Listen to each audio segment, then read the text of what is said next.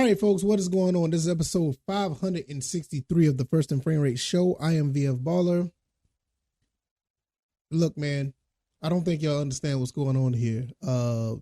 Something's big is happening, and I don't know if it's going to convert the wins. I don't know if it's going to convert the Super Bowls or whatever, but the culture is absolutely different at Flowery Branch. It's not even close from what it used to be. The Falcons just confirmed that in this excellent video that they put out on Twitter and YouTube. It's called Atlanta Falcons on the Rise, season 3, episode 1.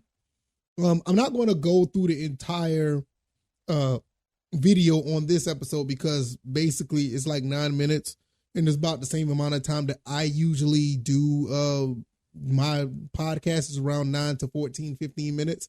So I don't want to use that time to do the whole rundown of that quick little episode. But I'm going to give you a synopsis and give you my thoughts and opinions of that episode or this video, because this really tells you what the Falcons are trying to do.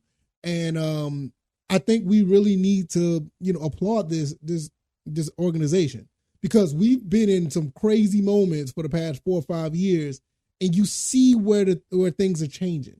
And this is all confirmation. So I'm going to talk about that. If this is your first time here, welcome.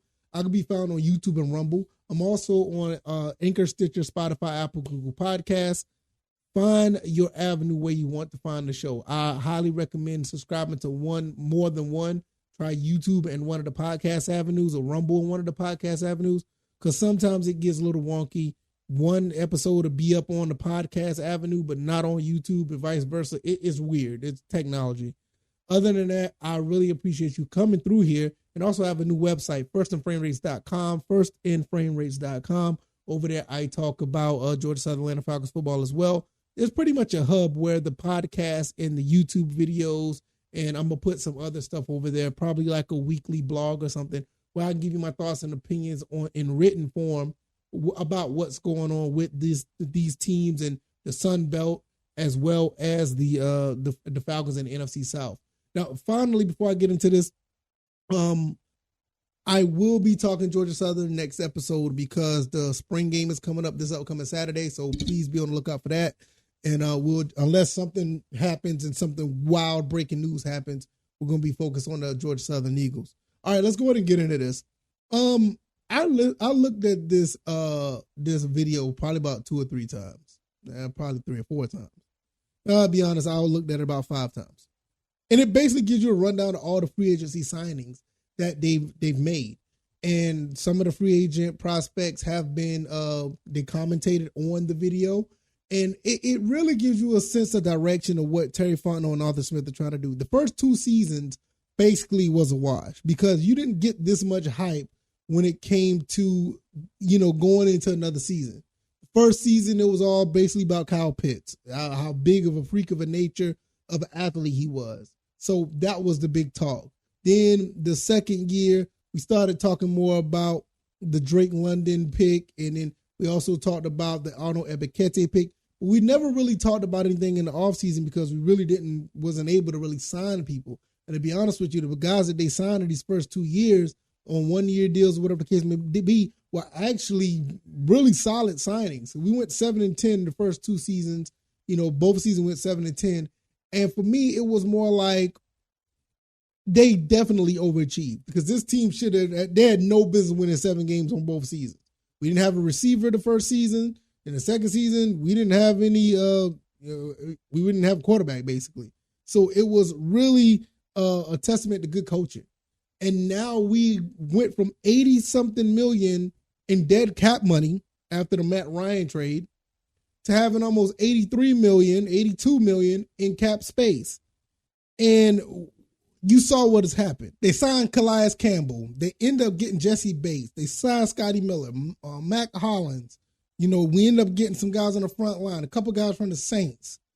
I mean, it Bud Dupree, with the 2 guys from the Saints, Caden Ellis, and we end up getting Adamaya, Jonnu Smith. Well, that's from a trade, but you get what I'm saying. We're getting guys here that's pretty much trying to change the culture. And if you listen to this video, pretty much all those guys, even Mike Hughes, You can listen to those guys. These guys are really dedicated to what the Falcons are doing. I don't know what Arthur Smith has told these guys or sold them. I don't know what Terry Fontenot talked to them or sold them, but they sold them something, and they got these guys to come here. Yeah, obviously money is a factor, but they could have, went somewhere else that's probably that has a pedigree of winning. There were some teams that they could have went to that they probably could have been, in contention. But when you look, you know what? Let's be honest, and we have to be honest with ourselves because sometimes we are all caught up in our feelings as fans.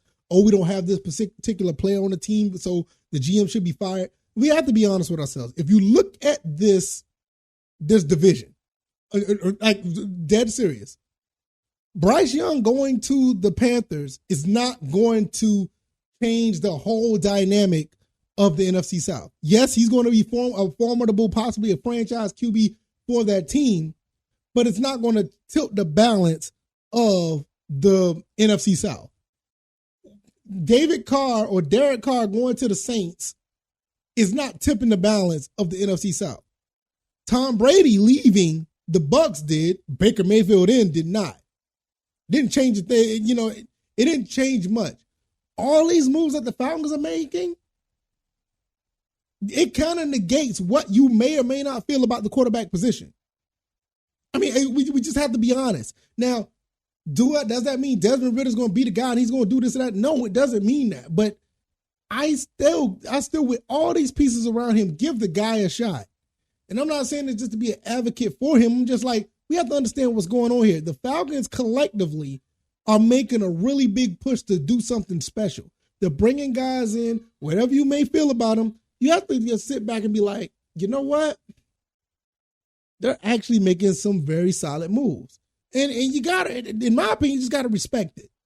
It's hard not to respect. If you're a fan of football and not a fan of just watching this team continue to fail, you have to sit back and like, all right, these guys are changing what the Falcons used to be. This is not your Mike Smith, Bobby Petrino, Jim Mora, God rest his soul, Dan Reeves. I love the guy. He sent us to our first Super Bowl. This is not that type of Falcons team anymore. I think we all saw that for the past 2 years.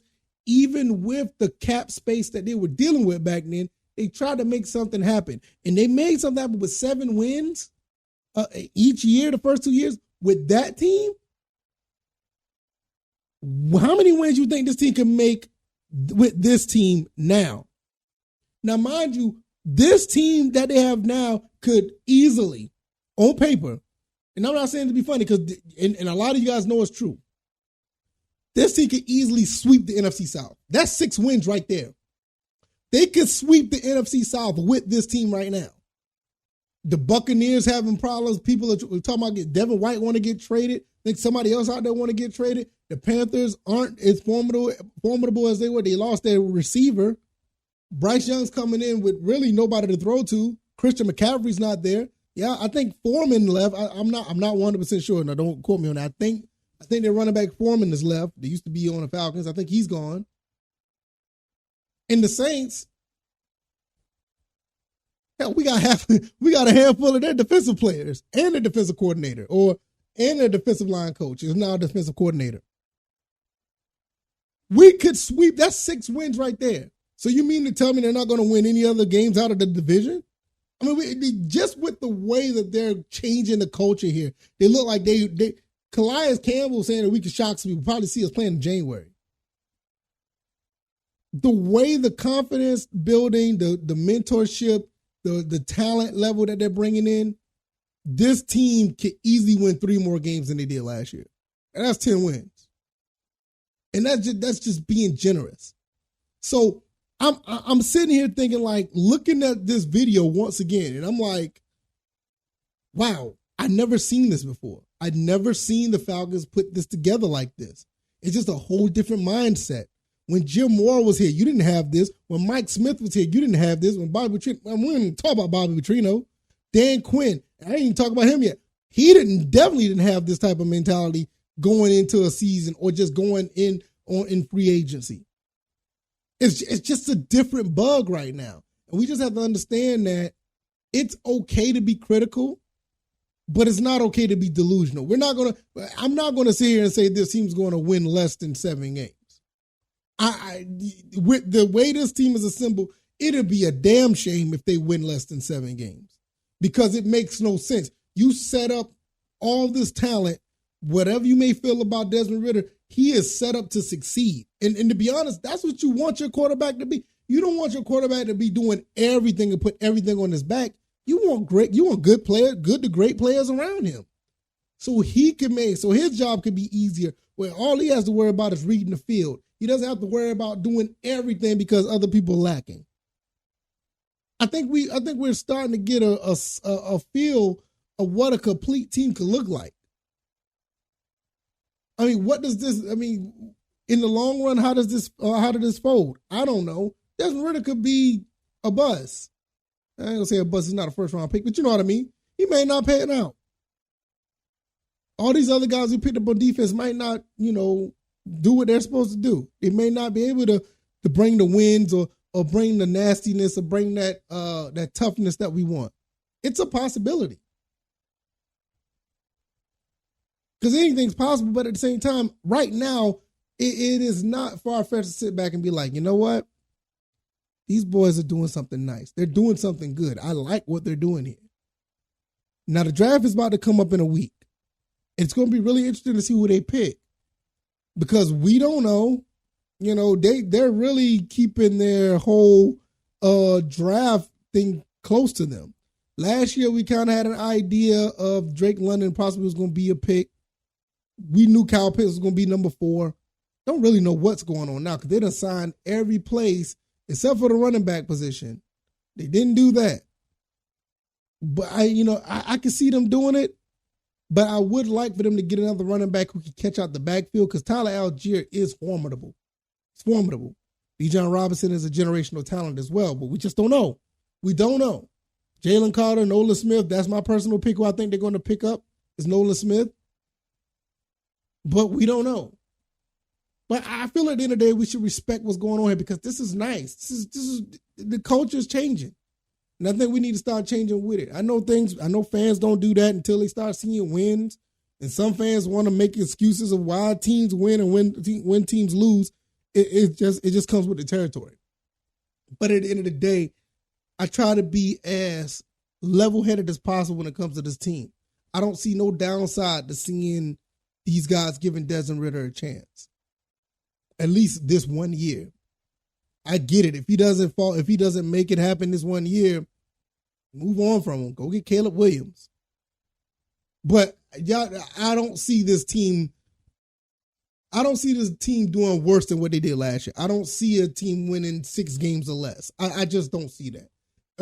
Just the division alone, I feel like they could sweep the division. I don't see no team in the NFC South that could beat this team on paper right now. And I said on paper. But we'll see. Ooh, excuse me.